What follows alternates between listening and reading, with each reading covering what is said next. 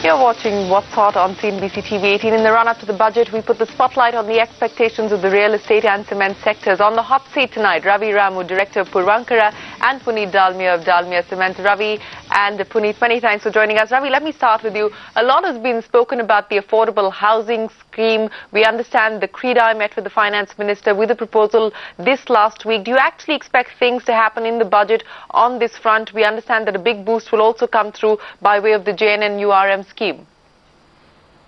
We have a lot of expectations up that particular alley, the affordable housing alley that is.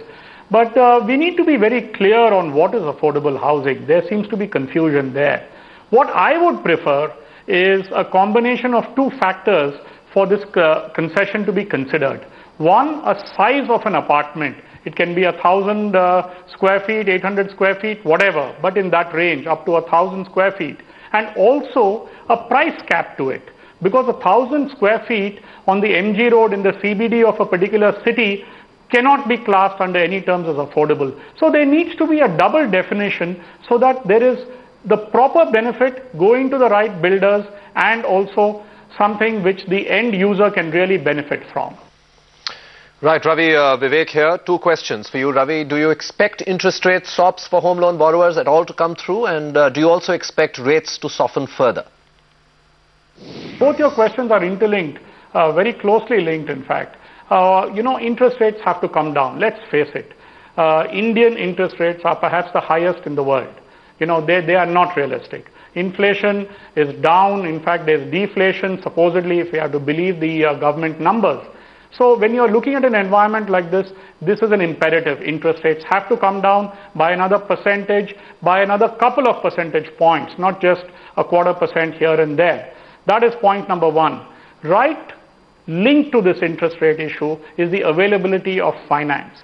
I believe during the boom times, availability of finance became far too simple, far too easy. And this is what has caused a lot of the excesses in real estate, for example.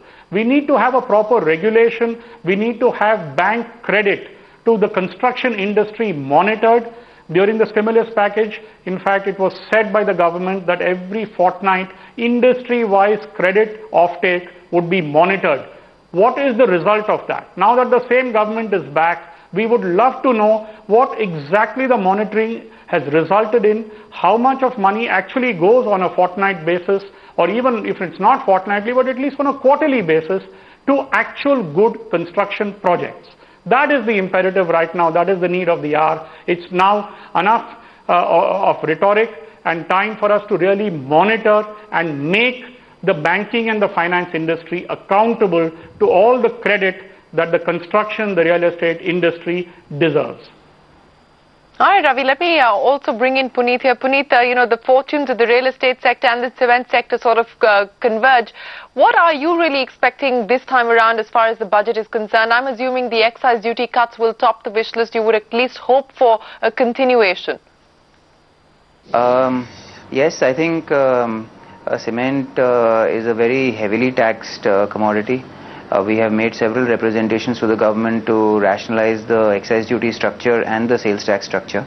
On excise duty, we want that instead of it being MRP based, it should be based on ex-factory realization, because that is what the cement companies get into their books. So we are requesting for an abatement. There is a NCAER study which has recommended an abatement of 55%. But we are requesting an abatement of anywhere between 35 to 55%, and we hope that the government will examine it favorably. Puneet, there are high expectations that the government will focus on infrastructure spending, particularly on the NHDP. Do you expect concrete action on that front? I'm not just hopeful, but I'm very confident that it will actually translate into concrete action on the ground. We have Mr. Kamal Nath, who is in charge of